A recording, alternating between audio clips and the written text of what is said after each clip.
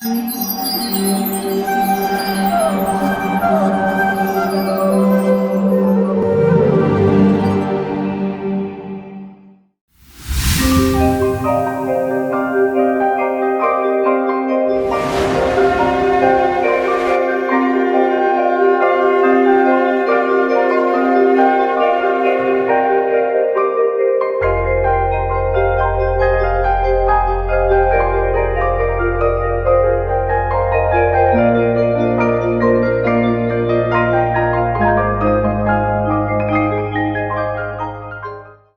कृष्णा। आज के कार्यक्रम में आपका हार्दिक स्वागत है। हमारे वक्ता हैं श्रीमान केशव मुरारी प्रभु जी। प्रभु जी ने दिल्ली यूनिवर्सिटी से ग्रेजुएशन की है। सन 1995 में वे अंतर्राष्ट्रीय कृष्ण भावनामृत संघ इस्कॉन के संपर्क में आए तथा सन 2004 में प्रभु जी ने इस्कॉन के संस्थापक आचार्य भक्तिवेदांत स्वामी श्रील प्रभुपाद के वरिष्ठ शिष्य परम पूज्य गोपाल कृष्ण गोस्वामी महाराज से दीक्षा प्राप्त की तथा सन 2005 में भगवान नाम का प्रचार करने हेतु उन्होंने अपना संपूर्ण जीवन समर्पित कर ब्रह्मचर्य आश्रम स्वीकार किया। प्रभु जी इस्कॉन रोहिणी के अध्यक्ष हैं और नॉर्थ इंडियन डिविजनल काउंसिल के वाइस चेयरमैन हैं। साथ ही इंडियन कॉन्टिनेंटल कमिटी ICC के सेक्रेटरी हैं और इस्कॉन इंडिया एडवाइजरी कमेटी के सदस्य भी हैं। प्रभु जी विभिन्न स्थानों पर जैसे स्कूल, कॉलेजों, ऑफिस व कॉरपोरेट्स में भगवत गीता के अनुसार एक सुखी व संतुष्ट जीवन जीने हेतु लोगों का मार्गदर्शन भी करते हैं। तो आइए श्रवण करते हैं भगवान की मधुर लीलाओं को एक अत्यंत ही समर्पित भक्त श्रीमान केशव मुरारी प्रभु जी के श्रीमुख से। धन्यवाद। हरे कृष्णा। ओम अज्ञानतिमिरान्धस्य ज्ञानाञ्जनशलाकया चक्षुरुन्मिलितं येन तस्मै श्रीगुरुवे नमः। नमो विष्णुपादाय कृष्णपृष्ठाय भूतले श्रीमते भक्तिवेदान्तस्वामिनिति नामिने। नमस्ते सरस्वती देवे गौरवाणी प्रचारिणे निर्विशेष शून्यवादी पाश्चात्य देशतारिणे। जय श्री कृष्ण चैतन्य प्रभु नित्यानंद श्री अद्वैत गदाधर शिवासादि गौर भक्त वृंद। हरे कृष्ण कृष्ण कृष्ण हरे हरे, हरे राम राम राम हरे हरे। हरे कृष्णा। आप सभी भक्तों का एक बार फिर से स्वागत है 10 अवतार कथा सीरीज में। हम पिछले कथा में हमने बताया कि किस प्रकार भगवान का अवतार लेना, यह प्रकट होना का मतलब है भगवान ऊपर से अपने गोलोक धाम से, वैकुंठ से इस धरा पर उतरते हैं, प्रकट होते हैं कुछ विशेष प्रयोजन के लिए, या अपनी इच्छा से, भक्तों की इच्छा से, उनकी प्रार्थनाओं से, या फिर धर्म की फिर से स्थापना करने के लिए, और फिर साधुओं की रक्षा करने के लिए, और आसुरों का वध करने के लिए। कई प्रयोजन हो सकते हैं। तो भगवान इन सब लीलाओं के लिए अवतरित होते हैं। फिर हमने ये भी डिस्कस किया था कि किस प्रकार भगवान के प्रकट होने में, उनके जन्म लेने में और हमारे जन्म लेने में कितना बड़ा अंतर है। भगवान अपनी इच्छा से प्रकट होते हैं और हम कर्मों के हिसाब से ही मर जाते हैं, लेकिन भगवान अपनी लीला समेटकर फिर से अपने धाम अंतर्धाम हो जाते हैं। फिर हमने ये भी बात की थी कि भगवान कितने प्रकार के अवतारों से जो है प्रकट होते हैं संसार में। भगवान पुरुष अवतार लेते हैं, लीला अवतार लेते हैं, भगवान मनवंतर अवतार में आते हैं, युग अवतार में आते हैं, और भगवान शक्तावेश अवतार में आते हैं और गुण अवतार में आते हैं। तो ये 6 प्रकार के मुख्य अवतारों में भगवान प्रकट होते हैं और विभिन्न प्रकार की लीलाएं करते हैं।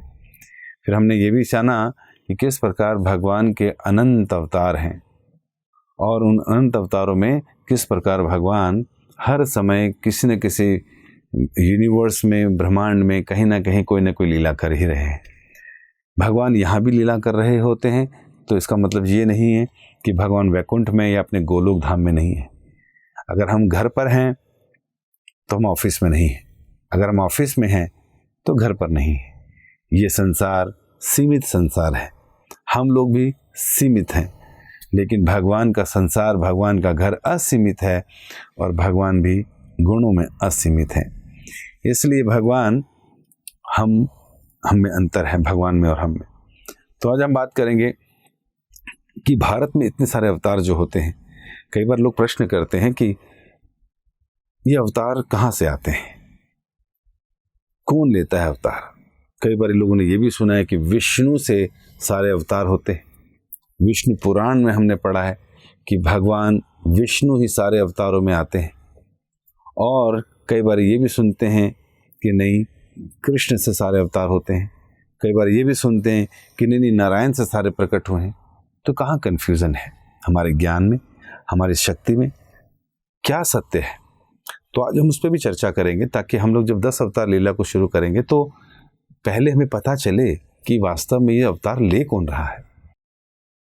तो भगवान श्री कृष्ण अपने गोलोक वृंदावन धाम, जो कि आध्यात्मिक जगत में है, आध्यात्मिक जगत और भौतिक जगत ये दो अलग अलग जगत हैं। आध्यात्मिक जगत और भौतिक जगत का अंतराल क्या है कि ये जितनी भी क्रिएशन है, जो टोटल क्रिएशन है, उसका भौतिक जगत मटेरियल यूनिवर्स ये 25% है, जो आज तक हम गिन नहीं पाए, एक ब्रह्मांड से बाहर निकल नहीं पाए। जितनी भी गैलेक्सीज हमें दिखाई दी हैं वो एक ब्रह्मांड के अंदर की दिखी है, हम लोग इससे बाहर आज तक नहीं निकल पाए। तो अनंत ब्रह्मांड है, और इन अनंत ब्रह्मांडों का जितना भी टोटल है वो 25% है टोटल क्रिएशन का। तो इसका मतलब ये हुआ जो स्पिरिचुअल क्रिएशन है वो 75 है चिन्मय आकाश के अंदर। तो इस भौतिक ब्रह्मांड से ऊपर जो चिन्मय आकाश है, जो ब्रह्म ज्योति जिसे हम बोलते हैं, भगवान का निराकार स्वरूप, जो भगवान के दिव्य शरीर से उनकी कांति के रूप में प्रकट हो रहा है, जो हर जगह व्याप्त है, सर्वशक्तिमान है, जिसका रूप नहीं, कोई फोटो नहीं, कोई लैमिनेशन नहीं, कोई चित्र नहीं, प्रकाश का कोई चित्र नहीं बना पाता, निराकार का कोई चित्र नहीं बना पाता। तो वो प्रकाश जो ब्रह्म है, परब्रह्म, वो प्रकाश के अंदर और ऊपर अगर जाते हैं तो उस प्रकाश के बाद मिलते हैं असंख्य वैकुंठ। असंख्य क्यों कह रहे हैं? क्योंकि हम जो भौतिक जगत को ही नहीं गिन पाए आज तक, तो 75% में उन वैकुंठों को कैसे गिन पाएंगे? इसलिए अनंत असंख्य वैकुंठ हैं, और भगवान के जितने भी प्रकार के अवतार हैं उन सारे अवतारों का वहाँ पर अपना अपना एक वैकुंठ है, उनके अपने अपने परिकर हैं, वो उनके साथ सदैव आनंद उठाते हैं। वो वैकुंठ के वासी भी भगवान की पूजा अर्चना कर कर, उनकी स्तुतियाँ कर कर, प्रशोत इत्यादि गाकर सदैव आनंद में रहते हैं भगवान के साथ। और फिर इन सारे वैकुंठों से ऊपर और ऊपर चलते हैं तो पता चलता है साकेत धाम प्राप्त होता है, जहाँ भगवान श्री राम का वास है। साकेत से और ऊपर चलते हैं तो पता चलता है कि वहाँ पर द्वारका नगरी स्थित है। ये वो द्वारका है जो हमारे इस भौतिक ब्रह्मांड में भी द्वारका है, उसी का रेप्लिका है ये। भगवान का स्वयं का धाम जब उतरता है ज़मीन पर तो वही द्वारका भौतिक जगत में भी है। वही द्वारका ऊपर भी है, जहाँ पर भगवान स्वकीय रस का आस्वादन करते हैं। स्वकीय का मतलब हस्बैंड वाइफ वाला प्रेम।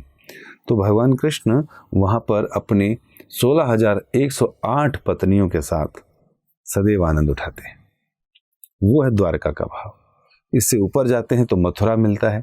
मथुरा में भगवान के पास ऐश्वर्य भी है, और वहाँ पर गोपियाँ उनके ऐश्वर्य से, उनके बाल रूप से भी आकर्षित हैं, जहाँ भगवान ने कंस का वध किया था। तो मथुरा में भी ऐश्वर्य है, और द्वारका तो ऐश्वर्यपूर्ण है ही है। और मथुरा से ऊपर अगर हम जाते हैं तो वहाँ पर है गोलोक वृंदावन धाम, जहाँ पर भगवान श्री कृष्ण पूर्ण 64 कला संपूर्ण सदैव असंख्य गोपियों के साथ और अपनी प्रियतमा श्रीमती राधा रानी के साथ सदैव माधुर्य रस का आस्वादन करते हैं।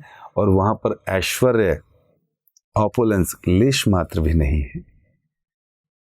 मुख्यतः वहाँ पर वो माधुर्य रस का आस्वादन करते हैं, और साथ ही साथ वात्सल्य रस का भी आस्वादन करते हैं, जो उनकी माता यशोदा मैया और नंद महाराज के साथ। तो पुत्र और माता पिता का भाव, उसका आस्वादन करते हैं। माता पिता बहुत खुश होते हैं बच्चे से अपने, उनके सखा भी हैं और उनके बहुत से दास भी हैं वहाँ पर। उनके आभूषण, गाय, नदी इत्यादि शांत रस में भी आस्वादन करती है भगवान के रसों का। तो ये जो कृष्ण गोलोक वृंदावन धाम में है, ये पूर्ण कृष्ण, पूर्ण भगवान है।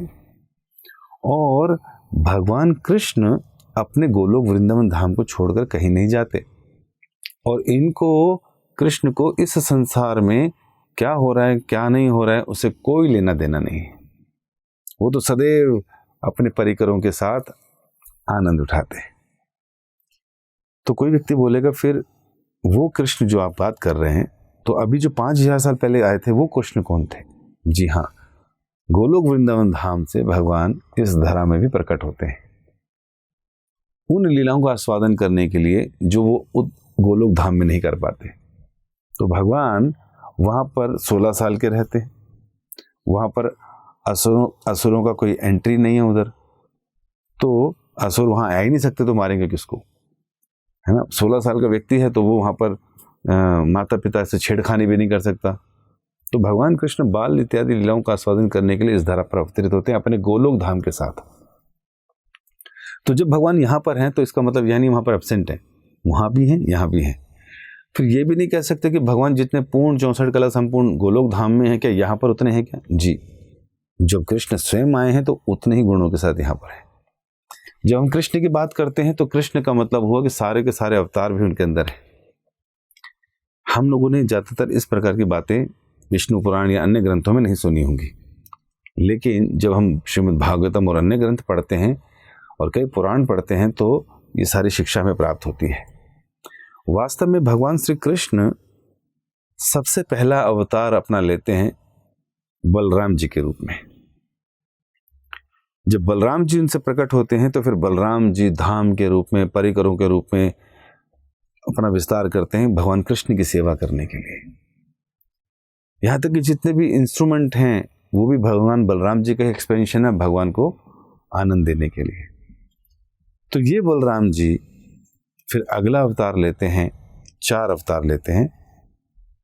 उनका अवतार होते हैं अनिरुद्ध, प्रद्युम्न, वसुदेव और संकर्षण। फिर संकर्षण से नारायण प्रकट होते हैं, फिर नारायण से अनिरुद्ध, प्रद्युम्न, वसुदेव, संकर्षण, फिर एक चतुर्व्यूह बनता है 4 विष्णुओं का।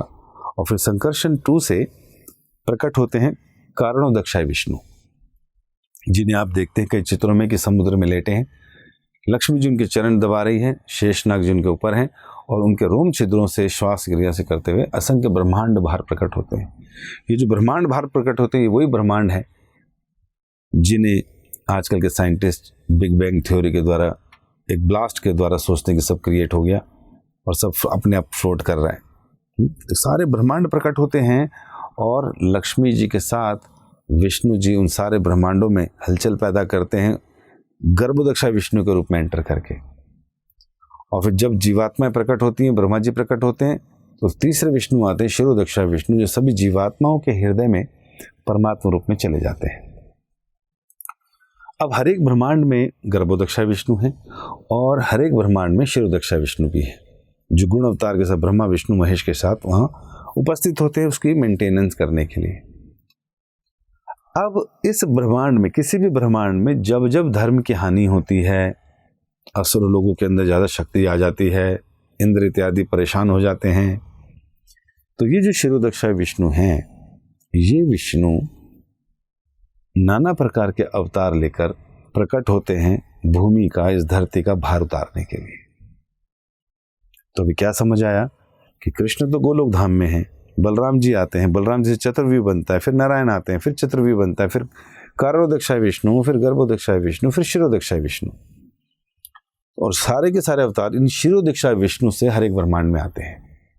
जिस भी ब्रह्मांड में जौन सा भी युग चल रहा है, जौन सा भी मनवंतर चल रहा है, जहां पर भी धर्म की हानि हो रही है, फिर से धर्म की स्थापना करनी है, तो यही विष्णु जो हैं शिरोदक्षाय विष्णु अवतार लेकर आते हैं। तो इसलिए ग्रंथों में यही लिखा है कि विष्णु से सारे अवतार होते हैं। लेकिन अब हम लोगों को तो पता चल गया कि ये जो विष्णु, शिरोदक्षाय विष्णु जो अवतार ले रहे हैं सारे, वास्तव में ये स्वयं कहाँ से आ रहे हैं? गर्भोदक्षाय विष्णु से। गर्भोदक्षाय कहाँ से आ रहे हैं? कारणोदक्षाय विष्णु से। कारणोदक्षाय विष्णु कहाँ से आ रहे हैं? चतुर्व्यूह में जो संकर्षण वहां से। ये चतुर्व्यूह कहाँ से बना 4 विष्णु का? नारायण जी से। नारायण जी कहाँ से आए? वो पहले चतुर्व्यूह से आए। और ये चतुर्व्यूह कहाँ से आया? बलराम जी से। और ये बलराम जी आए भगवान कृष्ण से। अब कोई व्यक्ति ये बोल सकता है कि विष्णु में और कृष्ण में अंतर क्या है? कौन ज्यादा सर्वशक्तिमान है? अरे नहीं नहीं नहीं, हमें इस विष्णु तत्व को समझना पड़ेगा।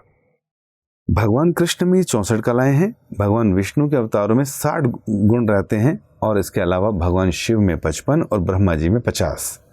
ब्रह्मा जी जीव तत्व हैं, हम लोग भी जीव हैं, हमारे अंदर भी 50 क्वालिटीज हैं, ब्रह्मा जी में 50 क्वालिटीज हैं। हमारे गुण डेवलप नहीं है, एक आधा कुछ थोड़ा बहुत ऊपर नीचे होता है, लेकिन भगवान ब्रह्मा के सारे गुण काफी अच्छी मात्रा में डेवलप हैं, इसलिए उनको ब्रह्मा जी का पद प्राप्त हुआ। लेकिन ब्रह्मा जी या हम कभी शिव नहीं बन सकते, क्योंकि शिव तत्व एकदम अलग है, उनके पास 55 क्वालिटीज हैं। तो 55 गुणों के साथ शिव जी अलग अलग तत्व हैं, और शिव जी और विष्णु में फिर 5 गुणों का भेद है। विष्णु 60 क्वालिटीज के साथ है, और कृष्ण जो है वो 64 कला संपूर्ण है। तो ये तो हुआ उनके गुणों के हिसाब से। आप कोई प्रश्न कर सकता है कि भगवान विष्णु में और कृष्ण में क्या अंतर है? विष्णु से सारे अवतार होते हैं या कृष्ण से अवतार होते हैं? जैसे कि हमने अभी कुछ समय पहले बात की कि सारे अवतार विष्णु से होते हैं, लेकिन इनमें अंतर है या नहीं? अंतर है भी और नहीं भी। जैसे एक एग्जाम्पल से समझते हैं कि ये जो सीमित जगत है, जहां पर हमारी शक्ति भी सीमित है, इस भौतिक जगत में हम हर कार्य किस प्रकार करते हैं? सुबह उठते हैं, उसके बाद अपने वस्त्र चेंज करके हम दूध लेने जाते हैं, उसके बाद वापस आते हैं, फिर पूजा के मंदिर में बैठते हैं, तब धोती पहन लेते हैं। उसके बाद हम लोग अगर जिम जा रहे हैं या ट्रैक पर जा रहे हैं तो ट्रैक सूट पहन लेते हैं, उसके बाद फिर आते हैं, स्नान करते हैं, स्नान के बाद फिर हम लोग ऑफिस जाते हैं तो टाई पहन लेते हैं, पैंट शर्ट पहन लेते हैं, कोट पहन लेते हैं। उसके बाद शाम को अगर क्लब जाना है तो उन कपड़ों को उतार कर फिर हमको जीन्स और टी शर्ट पहन लेते हैं। उसके बाद जब शाम को वापस आते हैं रात में तो फिर नाइट ड्रेस पहन के सो जाते हैं। एक ही व्यक्ति है, अलग अलग जगहों पर अलग अलग कार्य कर रहा है, लेकिन व्यक्ति एक ही है।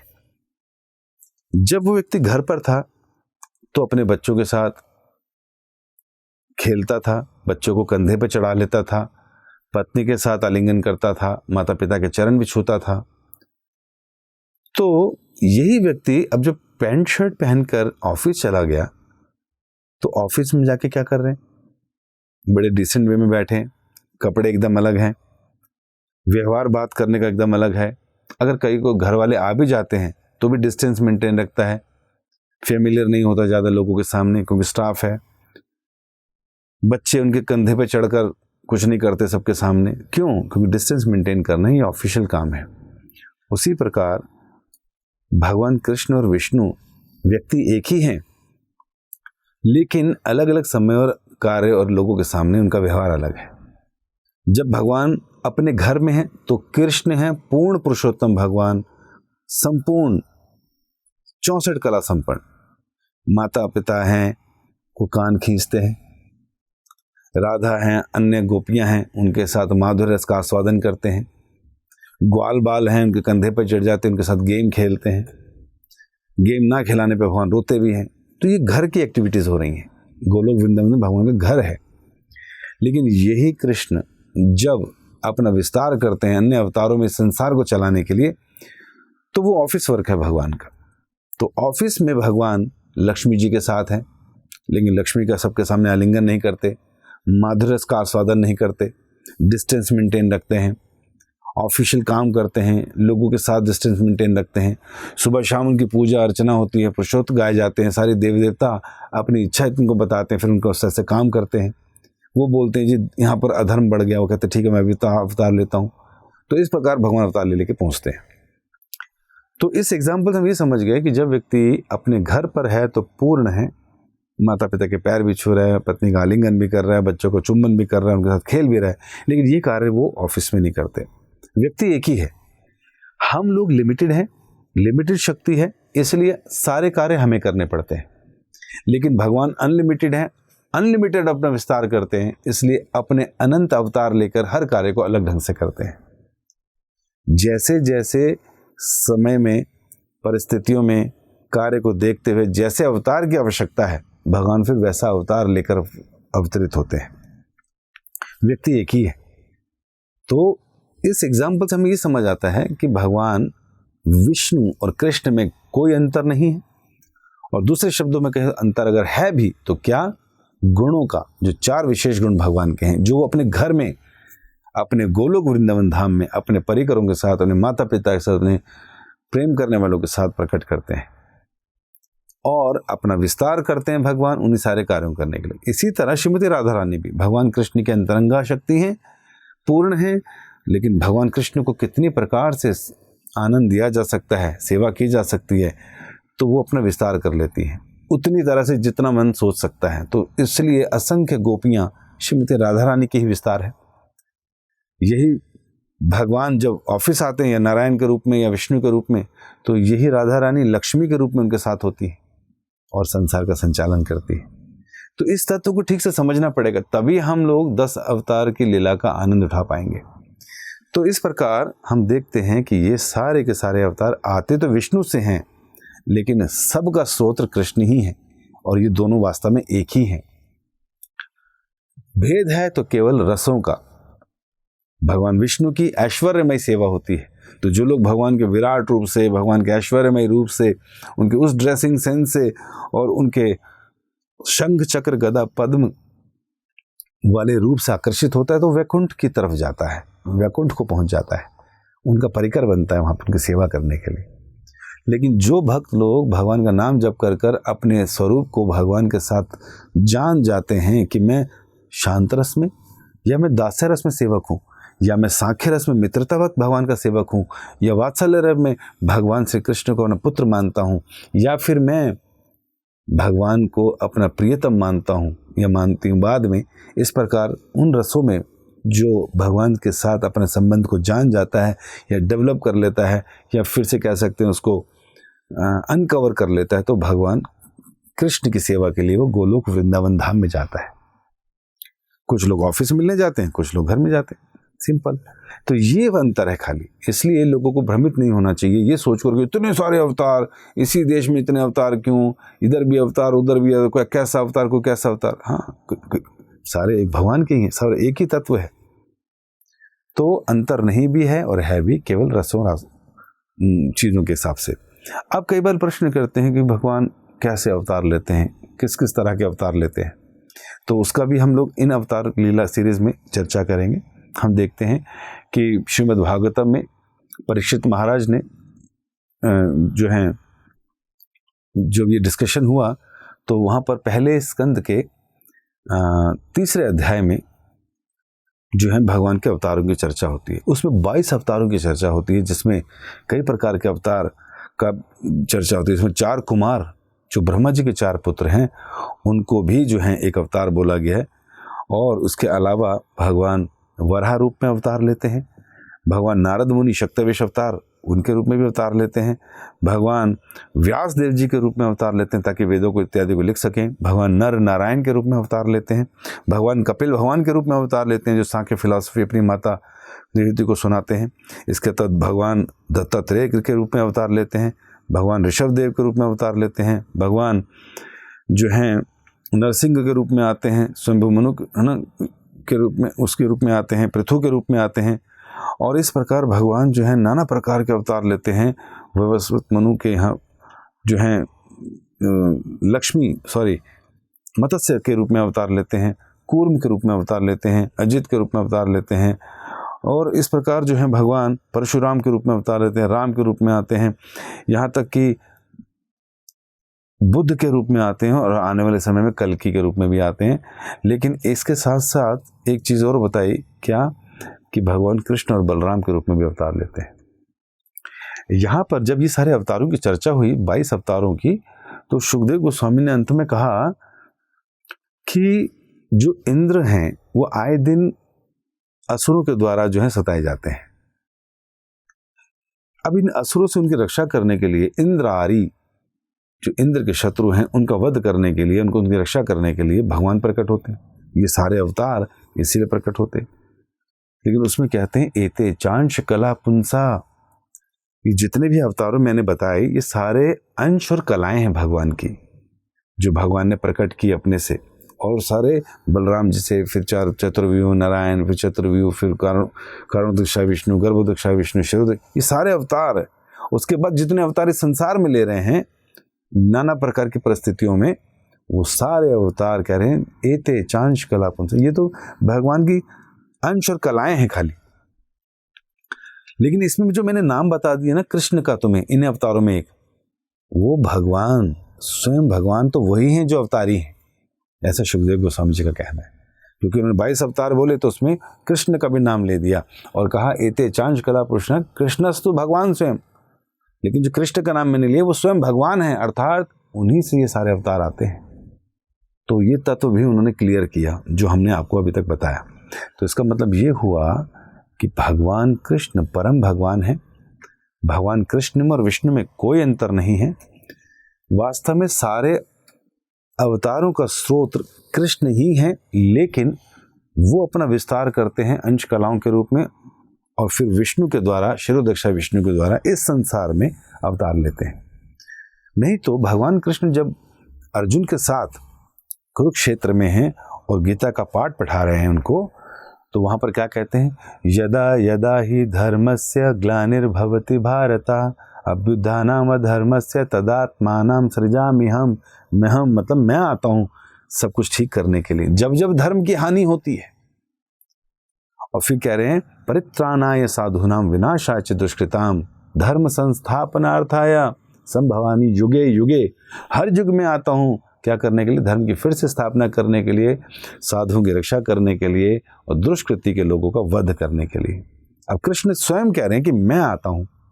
तो विष्णु रहे हैं हर जगह, विष्णु से सारे अवतार हो रहे हैं। तो कृष्ण गीता में क्यों बोल रहे हैं कि मैं आता हूं?